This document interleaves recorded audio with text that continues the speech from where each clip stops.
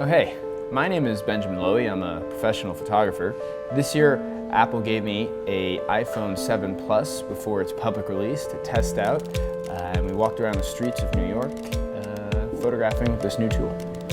Great pro of the new iPhone 7 Plus, the telephoto lens. This is something that gives you just a reach, gets something more than the iPhone ever had before, and I think a lot of people are just gonna love it. For street photography, for photos of your kids, or photos of events where you're a little bit far away and you don't wanna use that digital zoom, this makes a huge difference.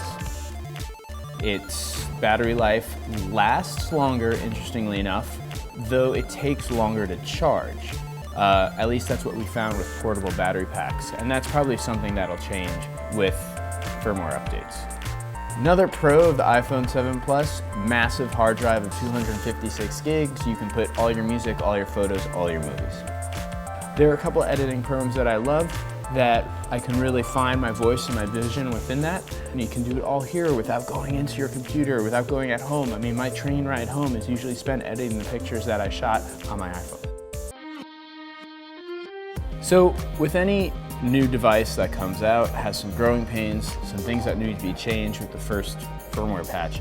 And we can definitely say that there were some issues that were readily apparent and were very frustrating. One was the way it started underexposing and totally changing the curves of highlights, making them pink or brown. That was a bit frustrating. Another of the cons was actually zooming the camera by accident, which is what ends up happening when you're trying to change the actual exposure slider.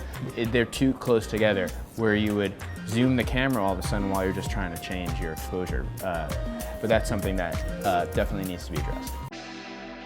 My big thing when I shoot street photography, what interests me the most, yes, is the street, but it's also, especially in the urban environment, I love light.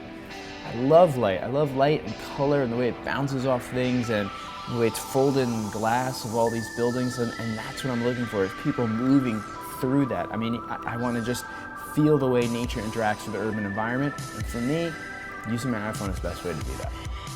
A tool like this, you're keeping both eyes open as you shoot, and you're not blocking your face. And that's a big deal. I can keep on looking at you, looking at my subject, looking at the environment, both my eyes open, remain eye contact and intimacy with your subject. That's a big deal with this, which you can't do when you have a traditional camera.